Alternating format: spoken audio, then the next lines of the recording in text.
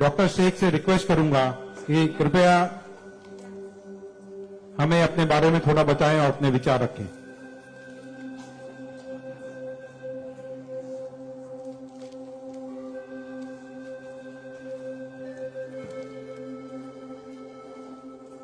सबसे पहले तो मैं अल्लाह रब्बुल इज़्ज़त की बहुत ज्यादा शुक्रगुजार हूँ कि उसने मुझे इतनी इज्जत दी और इस मकाम तक पहुंचाया कि मैं अपनी लाइफ के जो फैक्ट्स हैं, जो जर्नी में आपके साथ शेयर कर सकूं। मैं बहुत ज्यादा शुक्रगुजार हूँ भारत विकास परिषद की प्रेसिडेंट सुनील शाह की, और उससे ज्यादा शुक्रगुजार हूँ यहाँ पे हमारे प्यारे डॉक्टर अनिल मुरारका सर की, जिनके सपोर्ट की वजह से हम बहुत सारी जगह पे जाते हैं और लोगों को मोटिवेट करते हैं। और जितना डॉक्टर अनिल मुरारका सर एक डिसेबिलिटी को लेकर जितना कंसर्न है, उतना मैंने किसी को नहीं देखा। तो I really thankful for him for that. 2008 मैंने अपना 10th क्लियर किया था। मैंने टॉप किया था पूरे जोगेश्वरी में विद 92.15% लेकर, और मेरा ख्वाब था कि मैं डॉक्टर बनूं और लोगों को सर्व करूं। मैं मिडिल क्लास से ताल्लुक रखती हूं। मेरे जो अब्बू हैं वो वेजिटेबल वेंडर हैं, तो हमारे घर पे बहुत फाइनेंशियली प्रॉब्लम थी। तो मेरा बस एक ख्वाब था कि मैं डॉक्टर बनूं, लोगों की हेल्प करूं, और उसके लिए मैंने साइंस में एडमिशन लिया। देन 11 साइंस जब मैंने एडमिशन लिया, मेरा कॉलेज बैंड्रा में था और मेरा घर जोगेश्वरी में।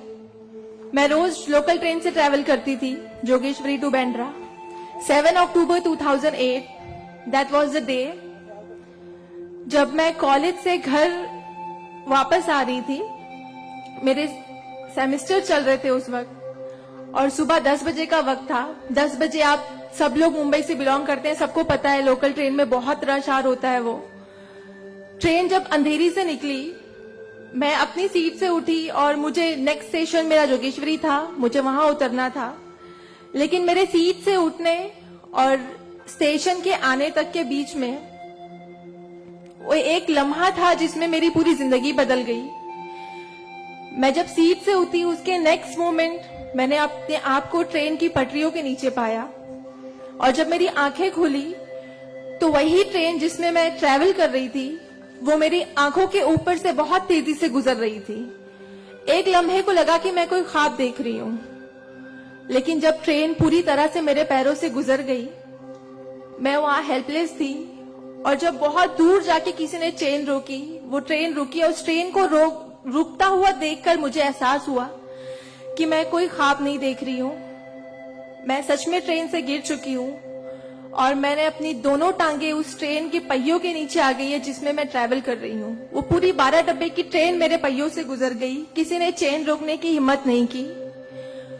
और मैं जब वहां गिरी तो लोगों ने मुझे देखा, और 10-15 मिनट बाद काफी लोग आए, मेरे आसपास खड़े हो गए। मेरे पास सेलफोन नहीं था। मैंने अपनी बैग से उस वक्त डायरी निकाली, मैंने लोगों को फरियाद की, बहुत रिक्वेस्ट की, बहुत रोया वहां पर कि मेरे घर पे एक फोन कॉल करके बता दो कि मैं यहाँ पे हेल्पलेस पड़ी हूँ विथ हेवी ब्लीडिंग, मेरे बचने की कोई चांस नहीं है। एटलीस्ट मेरे घर वालों को पता होना चाहिए कि मैं यहाँ पे इस हालत में हूँ, मुझे लावारिस लाश बन के नहीं मरना है। बट उस वक्त मैं यही कहूंगी कि अल्लाह ताला की मसलहत थी। अल्लाह ताला उस वक्त जो मेरी तकदीर में था, किसी ने मेरी हेल्प नहीं की, और मैं वहां पे 30 मिनट ऑलमोस्ट मैं ट्रैक पर विथ हैवी ब्लीड, मेरे दोनों पैर ट्रेन के पहियों के नीचे आ गए थे। मैं उसी हालत में पड़ी रही और मैं कॉन्शियस थी।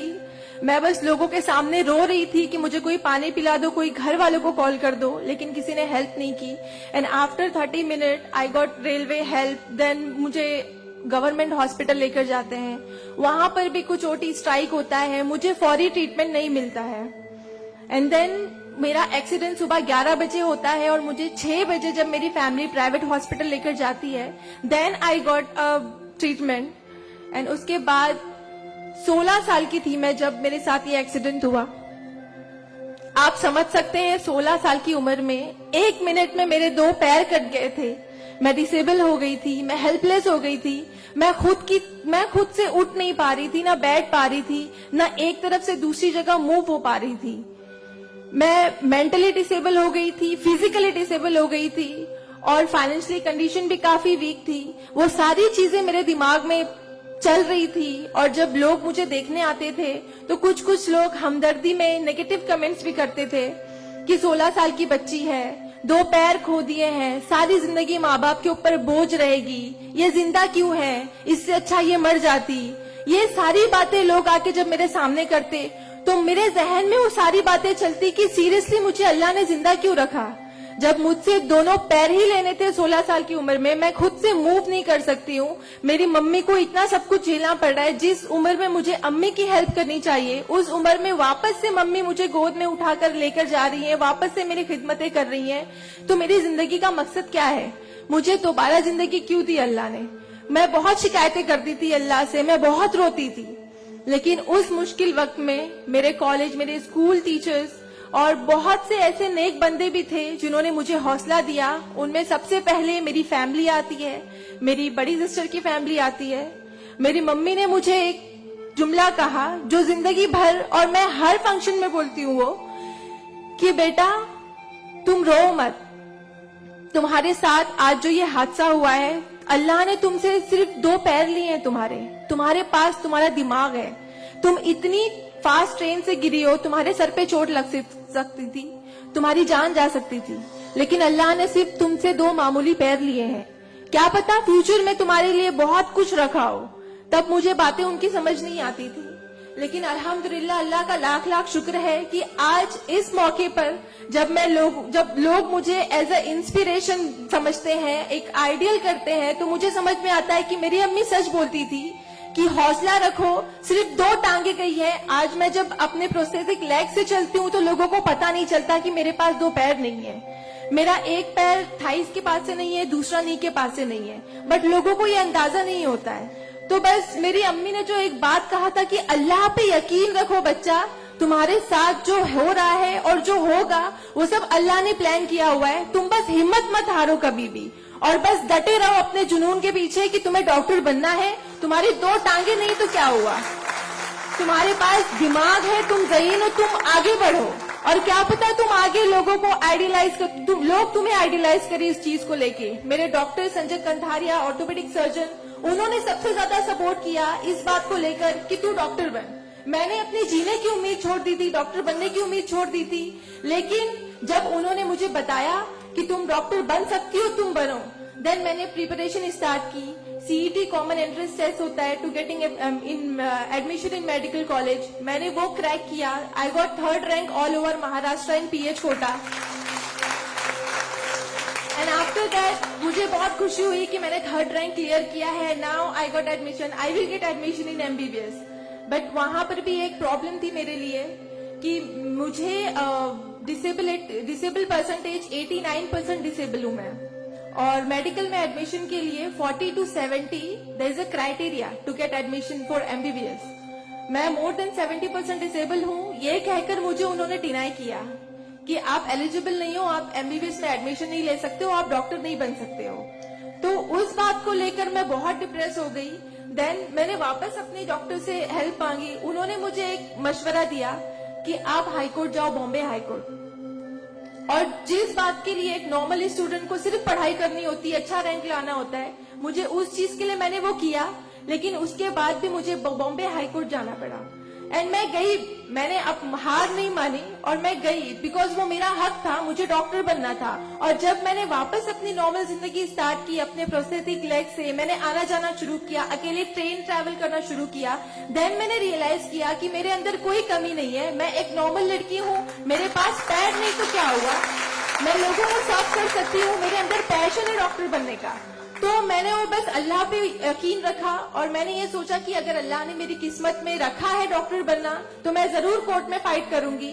एंड देन मैं बॉम्बे हाई कोर्ट गई इन 2011 और वहां पे मेरा केस मोहित शाह, चीफ जस्टिस मोहित शाह ने देखा, उन्होंने मुझे ऑब्जर्व किया, मेरे प्रीवियस स्टडी रिकॉर्ड्स देखे, वो सारी चीजें देख के, और उन्होंने जब मेरा पैशन देखा डॉक्टर बनने का, सर्व करने का, देन उन्होंने मेरे फेवर में फैसला दिया। एंड 2011 अल्लाह का लाख लाख शुक्र है कि मुझे इंडिया के टॉप मोस्ट कॉलेज में एडमिशन मिला, which is saint GS medical college and KM hospital. Then 2011 में मैंने अपना एमबीबीएस में एडमिशन लिया। वो जर्नी बहुत आसान नहीं थी मेरे लिए, क्योंकि मेरे पास 2 पैड नहीं है, और जब मेरी काउंसलिंग चल रही थी एडमिशन को लेकर, तो काफी जो डॉक्टर्स का पैनल था उन्होंने मुझे बहुत कुछ हकीकत बताई थी कि आपके लिए डॉक्टर फील्ड आसान नहीं है, इसमें पढ़ाई करना 5.5 साल, आपको एक ओपीडी से दूसरी ओपीडी जाना होगा, और तब मैं 2 क्रचेस यूज करती थी मेरे लिए। तो आपके लिए बिल्कुल भी आसान नहीं है, आप हार जाओगे, 1 साल पढ़ोगे, दूसरे साल आप डिनाई कर दोगे, एडमिशन नहीं लोगे, आप गिव अप कर लोगे। लेकिन बस मैंने दिल में ठान लिया था कि मुझे इन्हें गलत साबित करना है, और मुझे लोगों को प्रूव करके दिखाना है कि एक लड़की जो 89% डिसेबल है, जिसे लोग ये कहकर सुनाते थे कि सारी जिंदगी माँ बाप के ऊपर बोझ पर बनी रहेगी, उन्हें प्रूव करना है कि मैं डॉक्टर बन के लोगों को सर्व कर सकती हूँ। और जो मेरे दूसरे डिसेबल भाई बहन हैं, उन्हें भी शो करना है कि after disability, after accident, post accident जो लाइफ होती है वो आप नॉर्मल गुजार सकते हो अपने हौसले की बनिस्बत। तो मैं बस 5.5 साल मैंने बहुत कोशिश की, बहुत दर्द सहे, लेकिन मैंने अल्हम्दुलिल्लाह 2016 में फर्स्ट क्लास से मैंने अपना एमबीबीएस क्लियर किया। और इस बात को देखते हुए मुझे बहुत खुशी होती है, इस बात को बहुत प्राउड मोमेंट था मेरे लिए कि इन 2016 ऑन वुमेन्स डे 8 मार्च मुझे बॉम्बे हाई कोर्ट में फेलिसिटेट किया गया, जो एक हिस्टोरिक मोमेंट था वहां पर कि आउटसाइड से किसी को उन्होंने फेलिसिटेट किया। देन उसके बाद मुझे काफी कॉल्स आए एज अ मोटिवेशनल स्पीकर, मुझे काफी अवार्ड्स मिले, और तब मैंने सोचा कि मेरी जर्नी सिर्फ एमबीबीएस तक नहीं है, मुझे लोगों को और प्रूव करना है कि 89% डिसेबल होके अगर मैं एमबीबीएस कर सकती हूँ, तो मुझे मेडिकल फील्ड की हायर डिग्री अचीव करनी है, which is MD, medicine in doctor in medicine. Then मैंने उसके लिए भी कॉमन एंट्रेंस टेस्ट दिया, and again I got third rank in all over Maharashtra. और यहाँ पर भी देन अगेन उन्होंने प्रॉब्लम क्रिएट की मेरे लिए। After completing my MBBS with flying colours, उन्होंने वापस मेरा मेडिकल एडमिशन डिनाई किया कि आप नहीं कर सकते हो because you are 89% disable. Then मुझे एक बहुत हम्बल इंसान मिले, member of parliament Kirit Somaiya sir, उन्होंने फौरन से मेरी एप्लीकेशन सेंट्रल हेल्थ मिनिस्टर के पास लेकर गए, और वहां से विद इन 2 डेज ये जो क्राइटेरिया है 40 to 70% डिसेबिलिटी का मेडिकल में एडमिशन के लिए, this is a 20 years old clause, और विद इन 2 डेज ये क्लॉज चेंज करवाया उन्होंने बिकॉज ऑफ माई एप्लीकेशन। वो क्लॉज चेंज होके बस ये है कि मिनिमम 40% क्राइटेरिया है, और मोर देन 70% जो भी डिसेबल हैगा they will get admission in medical field. तो मेरी जो जर्नी थी यहाँ तक की, और उसके बाद मैंने रिसेंटली 2019 में मैंने एमडी में एडमिशन लिया, और with same college saint GS medical college and KM hospital, और मैं अभी रिसेंटली फर्स्ट ईयर रेसिडेंट हूँ एमडी पैथोलॉजी में। मेरी जो यहाँ तक की जर्नी है, मैंने बहुत अच्छे से तो नहीं बताया आपको, लेकिन बहुत सारी बातें मिस है इसमें बिकॉज मेरे पास टाइम नहीं है, आप लोगों को भी लेट हो रहा है। लेकिन ये सारी जो मेरी जर्नी है, ये सब बताने का मकसद यही है आप लोगों को कि जिंदगी में देखो चाहे कुछ भी प्रॉब्लम आए, बिकॉज मेरी लाइफ में मुझे लगता है कि सारी प्रॉब्लम्स थी, फाइनेंशियल प्रॉब्लम्स थी, फिजिकल प्रॉब्लम थी, मेंटल प्रॉब्लम थी, सारे ऑड्स थी मेरी लाइफ में, लेकिन मैंने बस 2 चीजें ध्यान में रखी। एक तो मेरी अम्मी की बात की अल्लाह पर यकीन रखो, अल्लाह अपने बंदों से 70 माओं से ज्यादा प्यार करता है। एक माँ हमारी छोटे से दर्द को बर्दाश्त नहीं कर सकती, वो तो 70 माओं से ज्यादा प्यार करता है, तो हमें दर्द में कैसे रख सकता है वो? तो उसने जरूर कुछ अच्छा रखा है हमारे लिए। अगर छोटी सी प्रॉब्लम आई जिंदगी में तो उससे हार नहीं मानो, उससे लड़ना सीखो, हमेशा अपना हौसला जिंदा रखो, बिकॉज आपके पास अगर हौसला है तो आपकी लिए जिंदगी जीने की उमंग रहेगी, बिकॉज बगैर हौसले के कोई जिंदगी नहीं जी सकता। तो आप लोग प्लीज, अगर छोटी से छोटी प्रॉब्लम भी आए, कोई भी परेशानी आए, आप लोग लड़ना सीखिए और जिंदगी जीना सीखिए। बिकॉज मेरे एक्सीडेंट के बाद मुझे लगा मैं इतनी सारी कोशिशें नहीं करती तो मैं आज यहाँ पर खड़ी होके एज अ डॉक्टर आप लोगों से इंटरेक्ट नहीं हो रही होती। तो बस कभी भी हार मत मानिए। और ये एक शेर है आप सबके लिए, हौसले की तुरकश में कोशिश का वो तीर जिंदा रख। तरकश मतलब जिसमें तीर रखते हैं। हौसले की तरकश में कोशिश का वो तीर जिंदा रख। हार चाहे जिंदगी में सब कुछ, हार जा चाहे जिंदगी में सब कुछ, मगर फिर भी जीतने की उम्मीद जिंदा रख। Thank you so much, thank you all of you मुझे इतने अच्छे से सुनने के लिए। और मैं बहुत ज्यादा थैंकफुल हूँ डॉक्टर अनिल सर की और भारत विकास परिषद की कि उन्होंने मुझे इतना सुनहरा मौका दिया आप लोगों से इंटरैक्ट का। Thank you. धन्यवाद।